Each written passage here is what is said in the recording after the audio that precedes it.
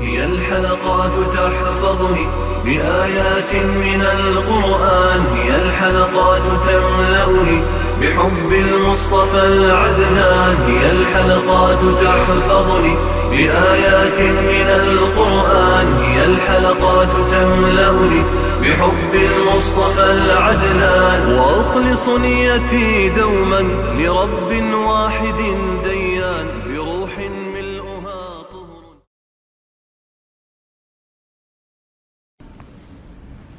Sure Al-An'am tefsiri 12. ayetinden başlayıp okuyayım inşallah.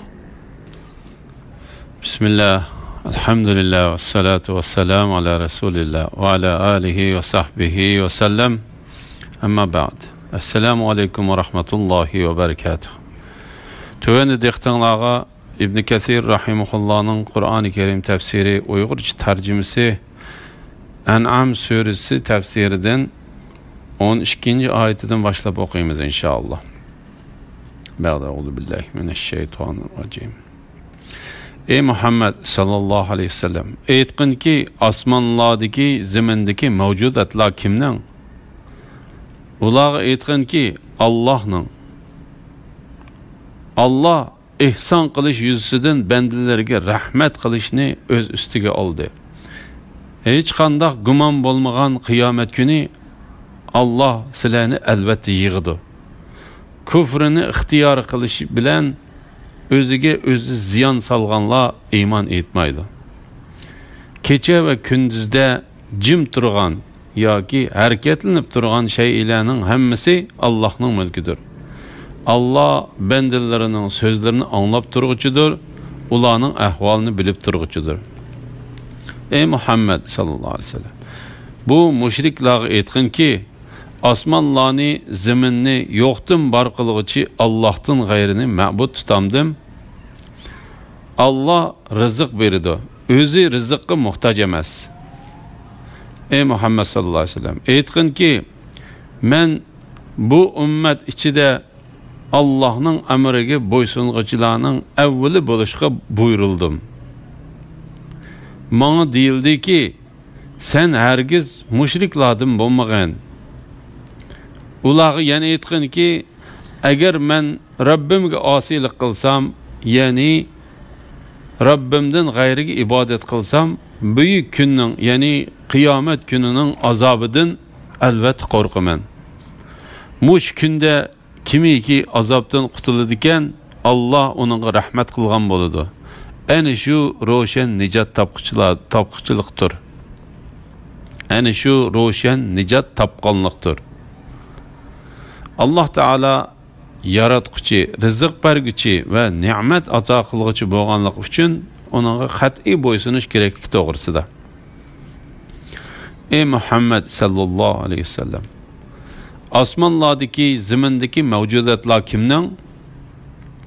Ularga aytqinki, Allohning. Allah ihson qilish yuzasidan bandalariga rahmat qilishni o'z ustiga oldi. Allah Teala bu ayette o'zining osmon, zamin va uning ichidagi mahluqotlarning egisi ekanligidan va rahmat qilishni o'zining ulug' zoti ustiga olganligidan xabar berdi. Bu vaqtda İmam Buxoriy va Muslim Abu Hurayra radhiyallohu anhudan Payg'ambar alayhissalomning mundaq deganligini rivoyat qiladi. Haqiqatan Allah Teala bütün mahluqotlarni yaratgan chaqda Erişning ustidagi o'zining yenidagi kitobga haqiqatan rahmatim g'azabimdan ustun keldi deb yozdi. Hech qanday gumon bo'lmagan qiyomat kuni Allah sizlarni albatta yig'idi. Ya'ni Allah Taala mu'min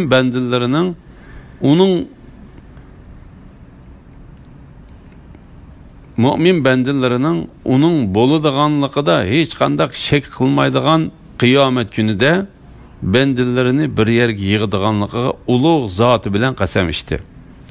Ammo qiyomatdan tong'ichi, uni inkor qilguchi bo'lgan kofirlar bo'lsa, o'zlarining shakllarida tengirqab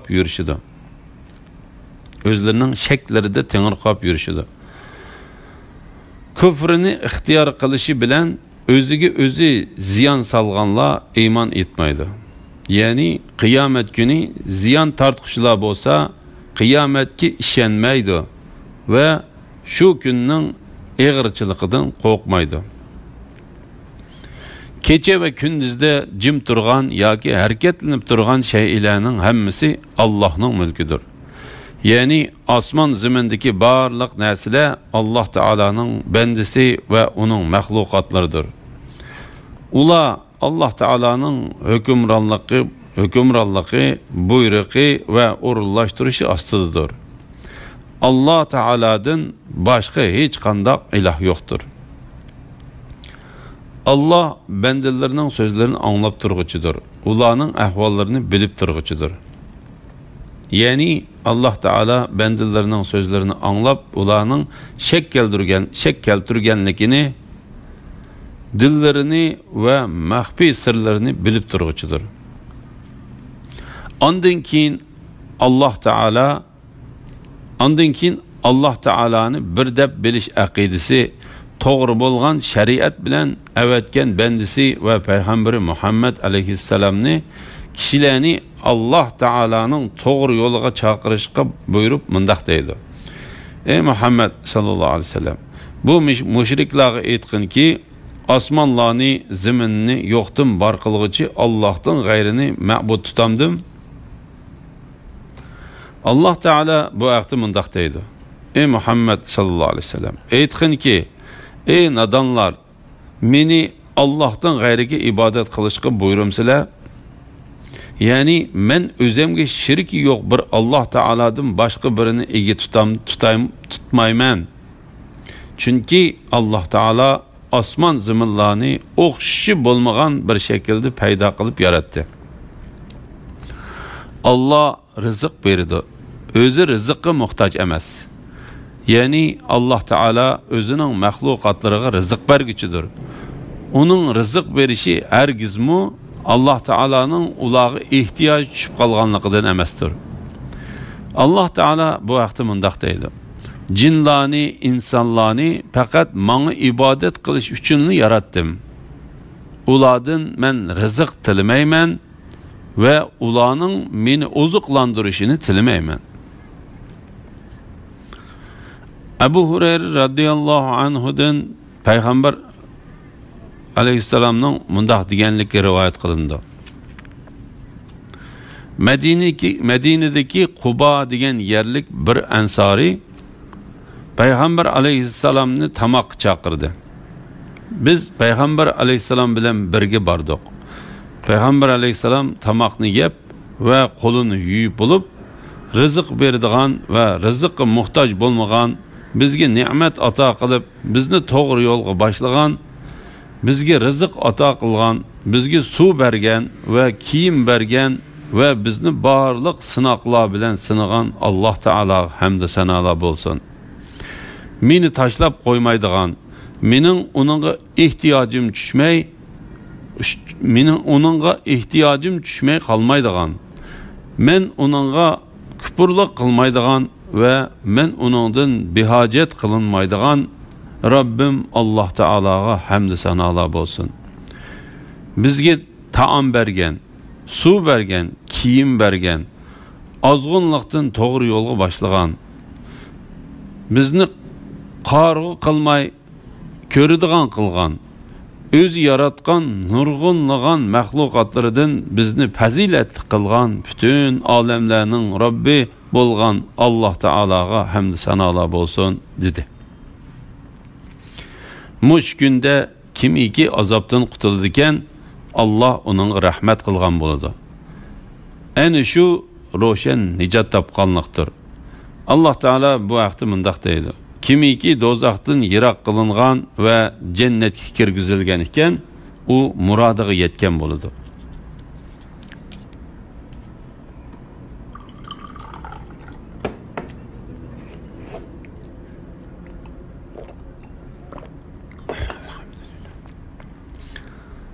Agar Allah sana birer külpet yetkizse, onu Allah'tan başka hiç kim kötürüp etelmeydi.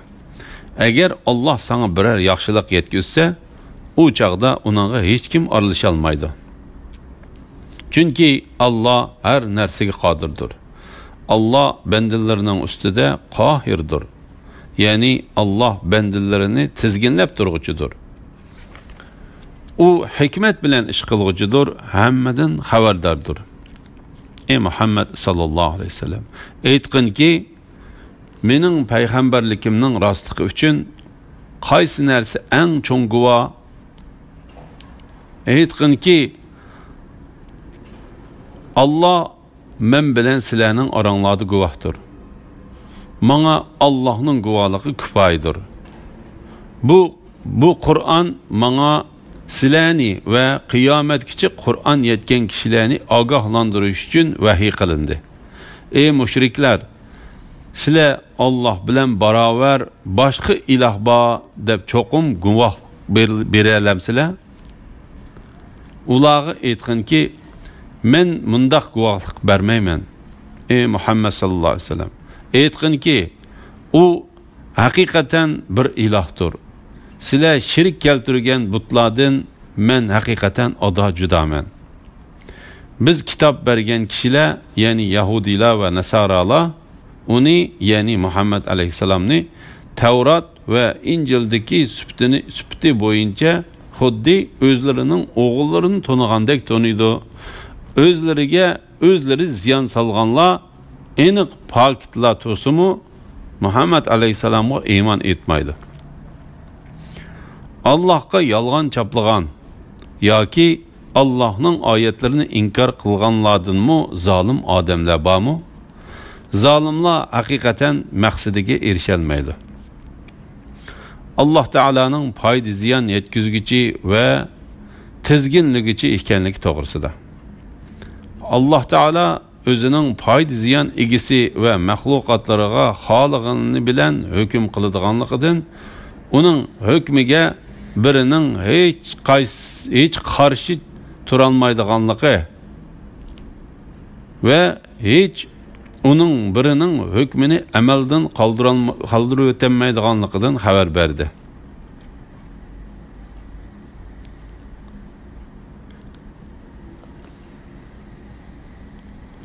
Uning hukmiga hech birining qarshi turolmaydiganligi va hech birining uning hukmini amaldan qoldirib o'tmaydiganligidan xabar berdi.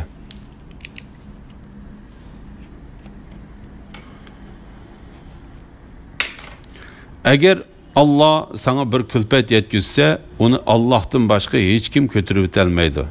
Agar Allah sana birer yaxşılık yetkizse, o çağda onunla hiç kim aralışa almaydı. Çünkü Allah her nersige qadirdir. Allah Teala bu vaqtda mundaq deydi. Allah rahmetinden kişilerge açqan nersini hergizmi tosap qalğıcı bolmaydı. Allah rahmetinden tosqan nersini Allah tosqandan keyin onu hiç qo'yib bergichi bo'lmaydi. Allah g'olibdir, hikmat bilan ish qilguchidir. İmam Buxoriy payg'ambar alayhisalomning mundaq deganligini rivoyat qiladi. Ey Allah, sen berganni to'sib qolguchi yo'q. Sen to'sib qolganni beraligichi yo'q. Sen dunyoda bergan mol dunyo oxiratda foyda yetkazolmaydi. Allah bendilerinin ustida qahirdir. Yani Allah bendilerini tizginlab turg'uchidir. Yani Allah Teala'ga barliq boyunla egilidir. Hükümrallah baş egidir ve barliq günahkarlar teslim buludur.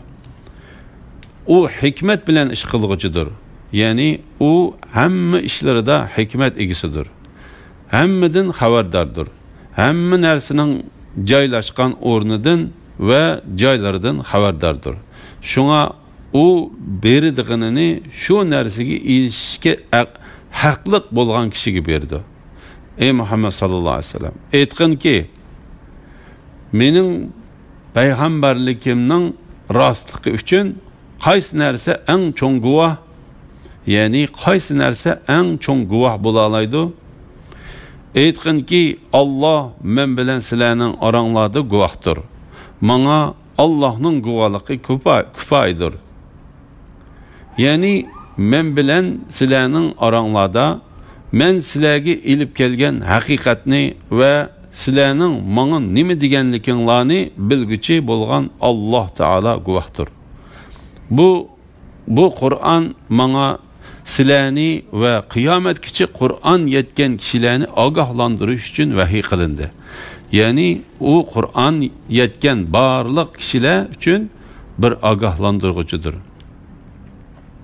Ya'ni u Qur'on yetgan barliq kishilar uchun bir ogohlantirishdir. Rabi ibn Anas mundaq dedi: Payg'ambar alayhisalomga ergashgan kishining ustidagi vazifasi kishilarni payg'ambar alayhisalom Alloh taolo tarafiga da'vat qilgandek da'vat qilishi va payg'ambar alayhisalom ogohlantirgan narsa bilan ogohlantirishdir.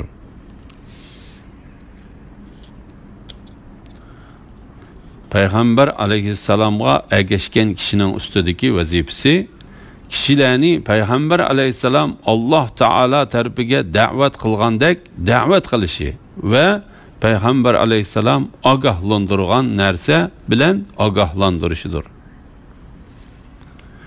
Ey mushriklar, sizlar Alloh bilan barobar boshqa iloh bor deb cho'qim guvohlik bera olamsizlar? Ularga aytqinki, men bundaq guvohlik bermayman. Bu oyatning ma'nosi tövendeki oyatning ma'nosiga o'xshashdir. Ey Muhammad sallallohu alayhi vasallam, ularga Alloh buni harom qildi deb guvohlik beradigan guvohchilaringlarni chaqirib kelinglar degan. Agar ular hozir bo'lib yolg'ondan guvohlik bersa, ularga qo'shilib guvohlik bermagan. Chunki u butunlay yolg'ondir. Ey Muhammad sallallohu alayhi vasallam, aytqinki, u haqiqatan bir ilohdir. Sizlar shirik keltirgan butlardan men haqiqatan ado judaman. Ahli kitoblarning payg'ambar alayhisalomni xuddi o'zlarining bolalarini tanigandek taniydiganlik to'g'risida.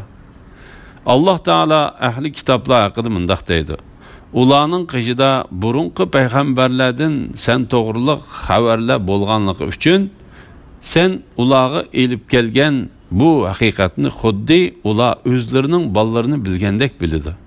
Chunki barliq payg'ambarlar Muhammad alayhisalomning keladiganligi, uning sifati, axloqi, yurti, hijrat qilib boradigan yeri va uning ummatining sifatlaridan xo'sh bishorat bergan edi.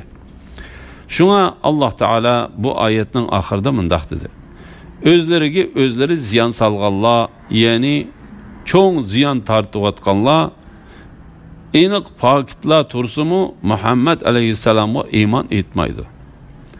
Ya'ni burunqi payg'ambarlarning qoldirgan xo'sh bishoratidan tortib toki payg'ambar alayhisalom kelgan bo'lgan zamongacha payg'ambarlar Muhammad alayhisalomning nom shuhratini kishilar orasiga taqatgan bo'lsa-mu, ular yanada Muhammad alayhisalomga ishonmaydi. Allohga yolg'on choplagan yoki Allohning oyatlarini inkor qilganlardanmi zolim odamlar bormi? Ya'ni Alloh taolaga bo'xton choplab, Alloh taolo payg'ambar qilib avatsimu, o'zini payg'ambar qilib avatdi deb da'vo qilgan kishidan Alloh taolaning oyatlarini, dalil, hujjat va mo'jizalarini inkor qilgan kishidan ortiqroq o'zini ziyonga uchratgan kishi yo'qdir. Zalimlar haqiqatan maqsadiga erisholmaydi. Ya'ni Alloh taolaga bo'xton choplag'uchi va Alloh taolaning oyatlarini inkor qiluvchilar hargizmi nijot topolmaydi.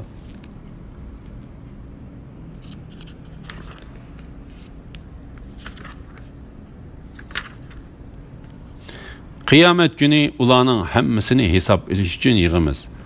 Ondan mushriklarga Allohning sheriklari deb e'tiqod qilgan ma'budlaringlar qayerda deymiz.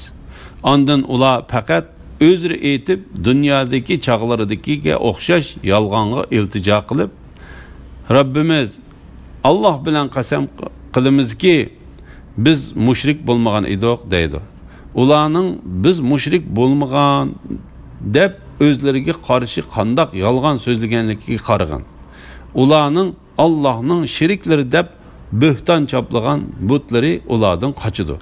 ey Muhammed sallallahu aleyhi ve sellem, ularning ichida Qur'on o'qigan chig'ingda sana quloq soladiganlar bor. Qur'onni tushunmasliklari uchun ularning dillarini pardildik. Quloqlarini ig'ir qildik. Ular hamma mo'jizalarni ko'rgan taqdirdami, uningga iymon etmaydi. Hatto kofirlar sening yiningga munozirlashib kelgandimi, bu faqat burunqilardan qolgan afsonalardir deydi. Ular kishilarni Qur'ondan va Muhammad alayhissalom agishishdan to'sidi. O'zlarimi uningdan yiroq qochidi. Ular faqat o'zlarini halok qiladi. Halbuki ular buni tuymaydi. Mushriklarning o'zlari shirik keltirgan narsalardan so'rildiganlik to'g'risida. Alloh taolo mushriklarning ahvolidan xabar berib mundaq deydi: Qiyomat kuni ularning hammasini hisob edish uchun yig'amiz. Ondan keyin Alloh taolo ularning Alloh taoloni qo'yib ibodat qilgan butlari va Alloh taologa o'xshatgan narsalardan so'roq qildiganlik to'g'risida mundaq dedi. Ondan mushriklarga Allohning sheriklari deb e'tiqod qilgan ma'budlaringlar qayerda deymiz. Alloh taolo bu vaqtda mundaq deydi: Shu kuni Alloh ularga sizlar gumon qilgan mening sheriklarim qayerda deb nido qiladi. Ondan ular faqat o'zlari aytib, ya'ni hujjat keltirib, dunyodagi chaqlardagiga o'xshash yolg'onga iltijo qilib, Rabbimiz Alloh bilan qasam qilamizki, biz mushrik bo'lmagan edik deydi. Bu oyatning ma'nosi haqida Ata Xurosoniy mundaq deydi: Ulardan hisob elinganda ularning beradigan javobi Rabbimiz Alloh bilan qasam qilamizki, biz mushrik bo'lmagan edik deydi deyishdan iboratdir. Ularning biz mushrik bo'lmagan deb o'zlariga qarshi qandoq yolg'on so'zlaganligiga qaragan. Ularning Allohning sheriklari deb bo'xton chaplagan butlari ulardan qochidi. Alloh taolo bu vaqtda mundaq deydi: Ondan ularga Allohni qo'yib shirk keltirgan butlaringlar qayerda deyildi. Ular bu butlar o'zlarini bizdan chetga oldi, balki biz ilgari hech narsaga ibodat qilmaydik deydi. Allah kafirlarni mushundoq gumroh qildi. Badbaxtlarning Qur'ondan foydalanmaydiganligi to'g'risida. Ey Muhammad sallallohu alayhi vasallam, ularning ichida Qur'on o'qigan chig'ingda sana quloq soladiganlar bor. Qur'onni tushunmasliklari uchun ularning dillarini pardildik. Quloqlarini ig'ir qildik. Ular hamma mo'jizalarni ko'rgan taqdirdami, uningga iymon etmaydi. Ulardan ba'zilari Qur'on o'qigan chig'ingda quloq solg'ili keladi, lekin Qur'on ularga hech bir foyda olib kelmaydi. Chunki Alloh taolo ularning Qur'onni tushunmasligi uchun ularning dillarini pardilavetdi va quloqlarini foydali bo'lgan narsalarni anglashdan g'as qildi. Alloh taolo kofirlarning foydali narsalarni anglashdan quloqlarining g'as qilinganligi haqida mundaq deydi: Kafirlarni hidoyatga da'vat qilguvchi xuddi ma'nosini tushunmay tovushini va nidonini anglaydigan chaharpaylarni chaqirgan odamga o'xshaydi. Kafirlar haqni anglashdan g'astur, haqni so'zlashdan g'achidur, haqni ko'rishdan ko'rdur. Ular va nasihatni tushunmaydi. Ular hamma mo'jizalarni ko'rgan taqdirdami uningga iymon etmaydi. Ya'ni ular qandoqliki bir mo'jiza, dalil, pokit va isbot hujjatlarni ko'rsin, ular uningga ishonmaydi. Chunki ularda ong va tushunish degan narsa yo'qdir. Alloh taolo bu vaqtda mundaq deydi: Agar Alloh ularda biror yaxshilik bor deb bilsa edi, albatta ularga haqni anglatdi. Ularga anglatgan taqdirdami, ular haqdan albatta yuz o'rgan holda bosh tortadi. Hatto kofirlar sening yiningga munozirlashib kelgandimi, ya'ni sen bilan haq to'g'risida o'rinsiz munozirlashib kelgandimi, bu faqat burunqilardan qolgan afsonalardir deydi. Ya'ni ey Muhammad sallallohu alayhi vasallam, sen ilib kelgan bu din burunqilarning kitoblaridan ilingan va ulardan yo'tkab kelingan narsadir deydi. Ular kishilarni Qur'ondan va Muhammad alayhissalom ergishishdan to'sidi. Ya'ni ular kishilarni haqiqatga ergishishdan, Muhammad alayhissalomga iymon keltirishdan va Qur'onga bo'ysunishdan to'sidi. O'zlarimi uningdan yiroq qochidi. Ya'ni o'zlarimi uningdan yiroqdir. Shuning bilan ular o'zlarimi Qur'ondan manfaatlanmaslik, boshqalarning manfaatlanishidan to'sishdek ikki yomon ishni sodir qiladi. Bu oyatning ma'nosi haqida Ali ibn Abu Talha ibn Abbas radhiyallohu anhumaning mundaq deganligini rivoyat qiladi. Kofirlar kishilarni Muhammad alayhissalomga iymon keltirishdan to'sidi. Muhammad ibn Hanifa mundaq deydi. Qurayshning kofirlari Muhammad alayhissalomdan qochib, uning qishig'i kelmaydi. Qatada, Zahak, Mujahid va boshqalarmi shundaq dedi. Ular faqat o'zlarini halok qiladi. Holbuki ular buni tuymaydi. Ya'ni ular o'zlarining mushu qilmishlari bilan o'zlarini halok qiladi. Qilmishlarining uvoli faqat o'zlariga qaytadi. Ular buni sezmaydi. Alhamdulillah, Alloh shukrlar bo'lsin. Yuqorida Sura An'am tafsiridan 26-oyatgacha angladinglar. Oxirini keyin qitimliq o'qishimiz davomlashtiramiz inshaalloh. Sallallohu ala Muhammad va ala alihi va sahbihi va sallam. Assalomu alaykum va rahmatullohi va barakatuh.